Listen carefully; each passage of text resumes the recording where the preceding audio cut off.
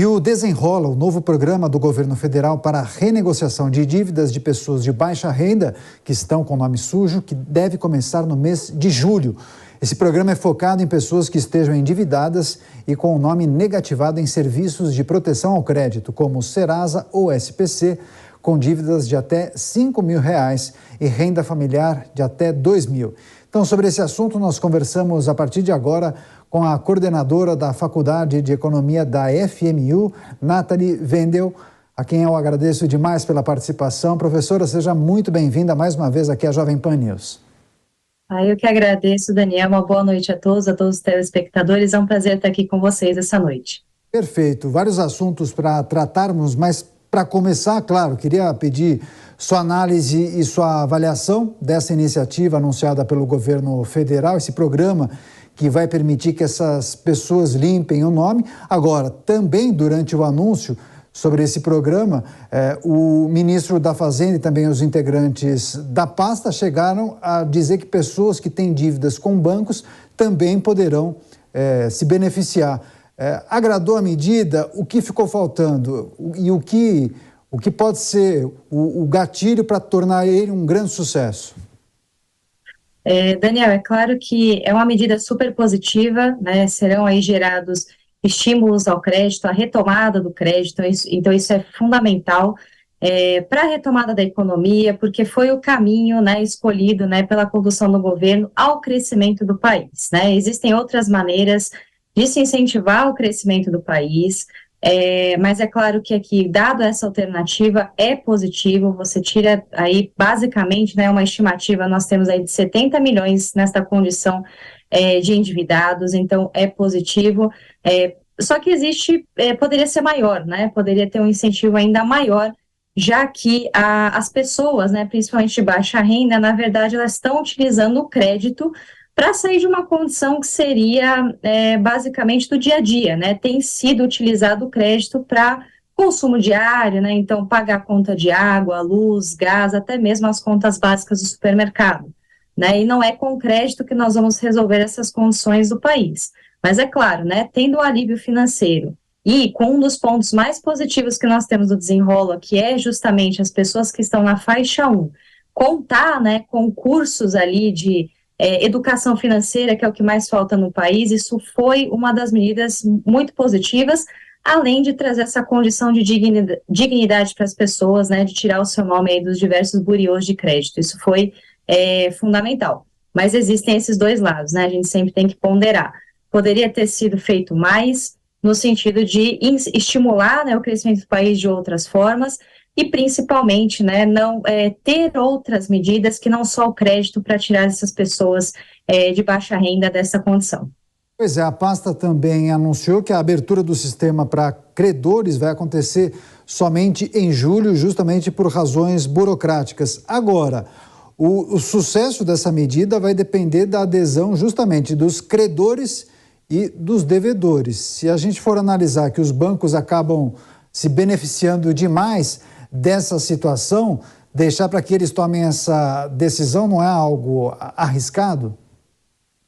Na verdade, é positivo para os bancos, sim, porque você tem uma redução da PDD, que é a provisão para os devedores duvidosos, e que isso vem sendo uma preocupação do setor bancário aí, diria, pelos últimos 12 meses, né, porque há um impacto muito grande nas linhas de crédito. E toda vez que há um aumento da PDD para os bancos, né, o aumento da provisão contra as dívidas, você interpreta esse valor como uma necessidade de se repor o dinheiro, ou seja, aumenta o passivo do banco, né, e isso gera um custo operacional.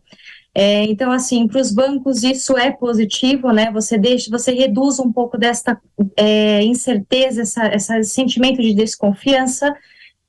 Então, foi positivo para os bancos, mas se a gente olha a perspectiva do que foi proposto pela MP, é que justamente há uma redução do intermediário nesse processo, né? É encontrar o devedor e aquele que está disposto a negociar, né? Então, é sempre encontrar o ponto de equilíbrio aí ótimo na economia entre as negociações, né? Claro que do lado das pessoas, elas querem sair dessa condição, e para os bancos, né, essa redução da PDD, ela é fundamental, porque você deixa, né, de ter algo que é incerto, né, então é melhor você ter um pouco, né, desta dívida paga do que ter basicamente aí uma moratória dessas dívidas e não ter nada a receber. Pois é, agora, professor, após o programa Desenrola, o ministro da Fazenda, Fernando Haddad, ele anunciou justamente um programa de educação financeira. Essa é uma deficiência, essa iniciativa precisa colaborar para educar o brasileiro. A gente tem um volume de pessoas endividadas que chega a assustar. Queria uma rápida análise acerca dessa necessidade de educar os brasileiros em relação às questões financeiras e o que a gente pode esperar desse programa que está sendo lançado conjuntamente com o Desenrola. Ele é fundamental. A educação financeira deveria ter sido implementada desde a educação básica e é um déficit que a gente tem de muitos anos, né? Então, assim, já é uma iniciativa, mas ela precisa ter uma certa continuidade, né? A educação não vai ser só, não vai resolver todos os problemas do Brasil, né? Só em um único programa, ela precisa ser contínua, né? Então, isso é fundamental. É claro que é um start, então é super positivo.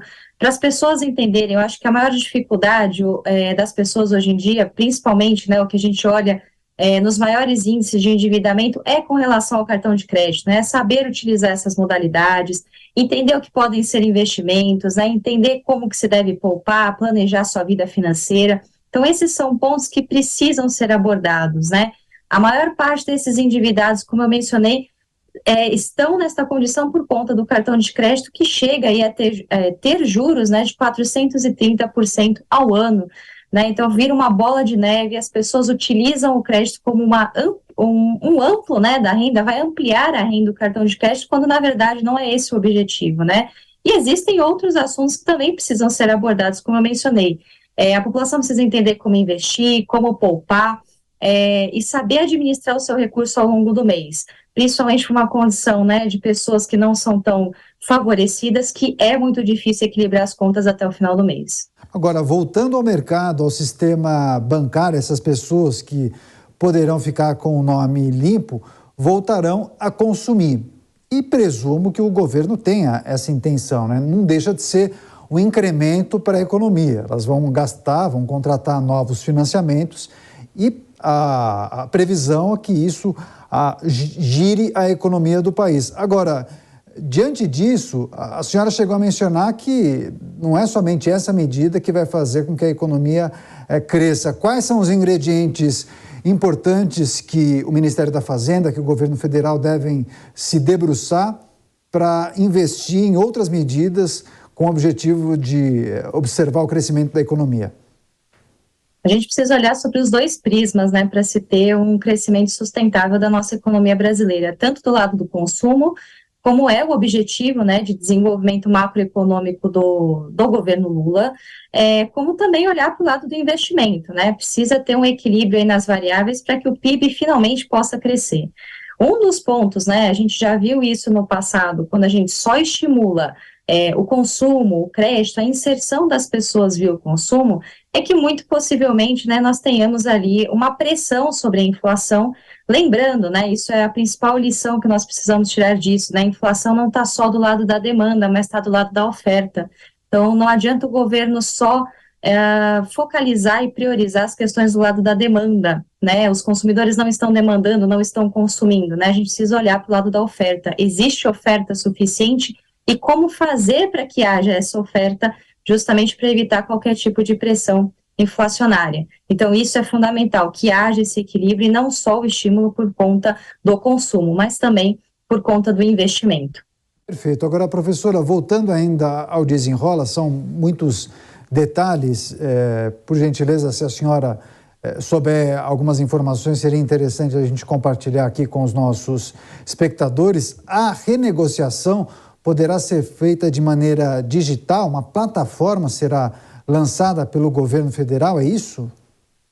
Exatamente, a renegociação vai ser feita por uma plataforma digital, tanto da parte, né, do devedor e do credor, né, então, ou seja, tanto os bancos, as instituições financeiras, como o próprio lado, né, dos consumidores, eles irão, né, basicamente negociar, transacionar dentro dessa plataforma digital, né, então os bancos, as instituições vão colocar ali as suas dívidas, né, as dívidas desses consumidores, e ali haverá esse tipo de negociação, né, então é necessário que a população brasileira esteja atenta aí a ter, né, o acesso a esse tipo de aplicativo. A gente sabe que não são todos, né, que têm acesso, então é fundamental que tenha. Isso foi um dos pontos positivos, principalmente se a gente olha a grande bancarização por conta do Pix, né, então o Pix trouxe, né, essa ampliação das pessoas para essas plataformas digitais, e vai ser necessária essa mesma motivação, essa mesma comunicação de modo digital, né, para que as pessoas façam essa renegociação. Então, isso vai ser fundamental e vai acontecer, sim, nessa plataforma. Agora, além disso, eu pude ler alguns comentários e também mensagens de pessoas que trataram do tema nas redes sociais, e há, inclusive, um dispositivo que prevê o perdão de dívidas com bancos até determinado valor. Então, essa anistia seria para pessoas que contraíram dívidas com bancos até que montante?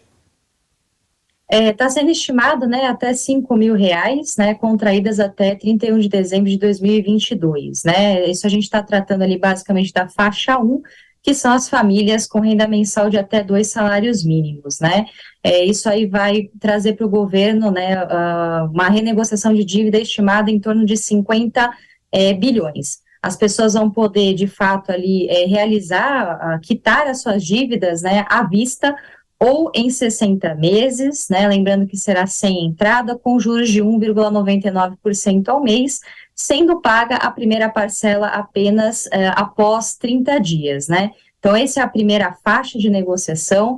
A segunda faixa, que é diretamente isso que você bem colocou, onde você tem ali a renegociação diretamente com os bancos, né, e os bancos vão favorecer essa possibilidade de renegociação direta, né, e aí vai caber o governo dar tipos, né, de incentivos regulatórios para as próprias instituições financeiras, né, então existe essa divisão entre faixas, que é justamente as faixas que atendem ali a população brasileira. A estimativa, né, dentre essas duas faixas é que a gente consiga renegociar em torno aí de 100 bilhões de reais. A gente não trata como anistia, né, os bancos não gostam de utilizar essa expressão, mas é basicamente não ter aquela cobrança, né, recorrente que muitos acabam ali recebendo a partir do momento que essa dívida ela integra no sistema.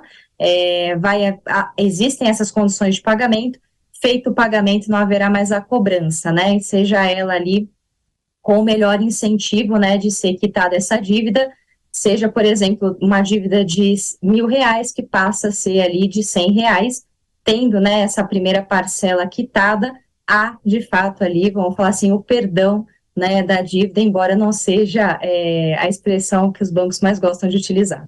Pois é, eu imagino também que possa ser uma excelente oportunidade para as pessoas conseguirem arcar com esses custos mediante a parcelamentos. E essa é uma questão. Quando o montante é muito alto e a pessoa não tem possibilidade de pagar à vista, ele consegue parcelar e pode pagar de várias maneiras, é isso? Sim, sem dúvida. Pode haver o parcelamento com taxa de juros menores, né, uma taxa de juros de 1,99%, que ela é muito inferior a, por exemplo, né, aos juros do cartão de crédito, né, que chegam ali a 430% ao ano, né, então 1,99 ao mês dificilmente vai chegar nessa bola de neve. Ou, né, fazendo a renegociação com a melhor negociação, a melhor oferta que o banco oferecer, é possível de se quitar, inclusive, à vista, se a pessoa dispor, né, seja em poupança, né, ou seja o montante que ela realmente tem ali em conta corrente, né, e aí já quita essa dívida e vamos seguindo aí para os futuros rumos, né? Exato, falando em futuros rumos, não é porque ela conseguiu pagar a dívida ou limpar o nome que ela necessariamente precisa contrair uma dívida ou entrar em uma situação difícil no que tange a pagamentos. Como a pessoa pode virar a página e tentar caminhar da melhor maneira possível quando falamos na administração de seus próprios recursos? Exatamente, Daniel, acho que esse era o ponto que a gente precisava comentar aqui nessa questão, né, não é porque você vai quitar a dívida que você vai entrar novamente na questão de ser um endividado, né, inadimplente é uma condição terrível, né, que é justamente quando você tem uma dívida e você não consegue arcar, né, nem com o valor, nem com os prazos que estão sendo negociados. O endividado, em algum momento da vida, todos nós possivelmente estaremos nessa condição, né, onde você tem um parcelamento, mas desde que esse parcelamento, por exemplo, você consiga honrar com o prazo e com o valor, né, mas saindo dessa condição de aperto, a principal dica é fazer ali uma tabela, seja em Excel, seja em papel, para que justamente você tenha um controle da sua vida financeira, saber quais são os seus gastos mensais. Isso é fundamental para que não se retome essa condição de endividado, passando para a condição de inadimplente.